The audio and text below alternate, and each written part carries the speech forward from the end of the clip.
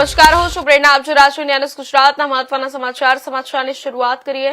સુરેન્દ્રનગર જિલ્લાના વઢવાણ તાલુકા પંચાયત કચેરી ખાતે આજે કોંગ્રેસ દ્વારા અનોખું વિરોધ પ્રદર્શન કરવામાં આવ્યું હતું. તાલુકા પંચાયતના પ્રમુખ અને ઉપપ્રમુખની વરણી દરમિયાન કોંગ્રેસના કાર્યકર્તાઓએ ગધેડા અને ડીઝલના કેરવા સાથે સરકાર વિરુદ્ધ સૂત્રોચ્ચાર કરી વિરોધ નોંધાવ્યો. ખેડૂતોનું પૂરતું ડીઝલ ન મળતું હોવાનો આક્ષેપ કરી કોંગ્રેસે સરકાર પર આકરા પ્રહાર કર્યા હતા. કોંગ્રેસના આગેવાનોનું કહેવું છે કે ખેડૂતોને ડીઝલ મેળવવા માટે 2 કિલોમીટર લાંબી લાઇનમાં ઉભું રહેવું પડી રહ્યું છે, છતાં પૂરતું ડીઝલ મળતું નથી. બીજી તરફ કેનાલમાં પાણી બંધ હોવાથી ખેતી પર વધુ અસર પડી રહી છે, જેના કારણે ખેડૂતોની હાલત કફોડી બની હોવાનું કોંગ્રેસે જણાવ્યું હતું. તાલુકા પંચાયત કચેરી બહાર ઢોલ નગારા અને ઉગ્ર સૂત્રોચ્ચાર સાથે કોંગ્રેસના કાર્યકરોએ રોષ વ્યક્ત કર્યો હતો.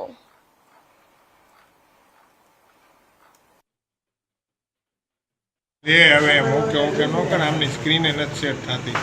ઓકે હાલો. આજે હું વઢવાણ તાલુકા કોંગ્રેસ સમિતિના પ્રમુખ શક્તિસિંહ ઝાલા. આજે વઢવાણ તાલુકા પંચાયતના પ્રમુખની નિમણૂક થઈ છે, કારોબારીની નિમણૂક થઈ છે. જેને પણ પદાધિકારીઓને જે નિમણૂક થઈ છે એમને પણ અભિનંદન પાઠવી છીએ અમે.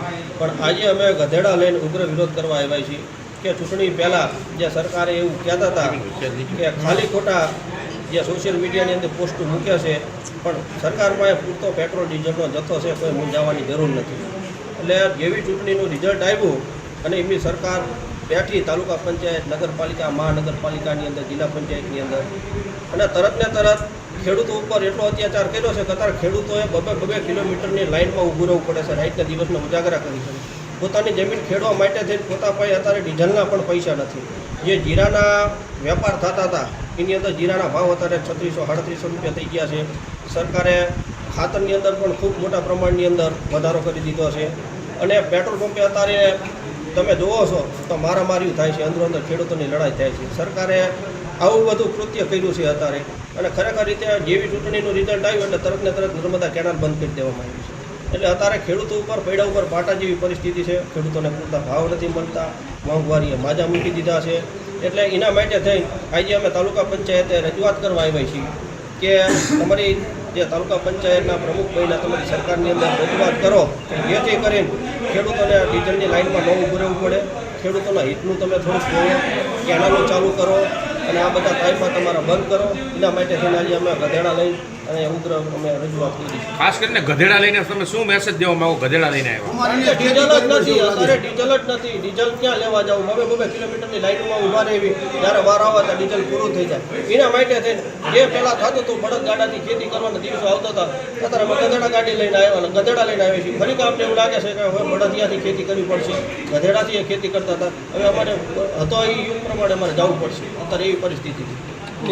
આજે અમે વઢવાણ તાલુકા કોંગ્રેસ સમિતિ દ્વારા સરકારને એક તંત્રને જગાડવા માટે એક નવતર પ્રયોગ કર્યો છે.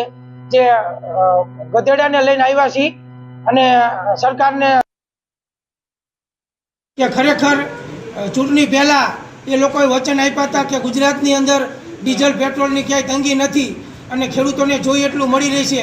ચૂંટણી પતી એટલે તમામ વચનો પૂર્ણ થઈ ગયા, ખોટા વાયદા કર્યા. આજે ખેડૂતો રોડ ઉપર આવી ગયા છે. ડીઝલ ક્યાંય પેટ્રોલ પંપે છે નહીં, 2 કિલોમીટર લાંબી લાઈનો છે.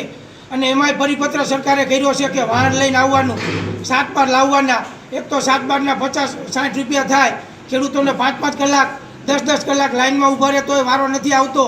તો સરકારે ખરેખર આવા ખોટા વચનો આપવા ન જોઈએ અને ખેડૂતોની પરેશાની દૂર કરી અને ડીઝલ પેટ્રોલની વ્યવસ્થા કરવી જોઈએ. અને જે અત્યારે જે પ્રમુખને બન્યા બધાને અભિનંદન, એમાં ના નથી. પણ અત્યારે હવે આવ્યા છે પછી પ્રજાના કામ કરે, જો એમનું સરકારમાં હાલતું હોય તો. પણ હું નથી માનતો કે એમનું ચાલશે.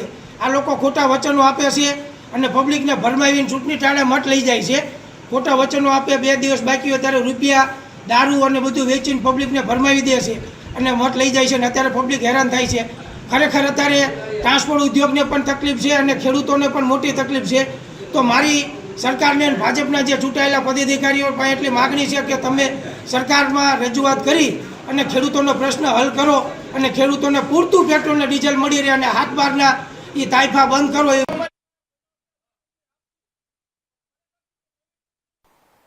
સુરેન્દ્રનગર જિલ્લામાં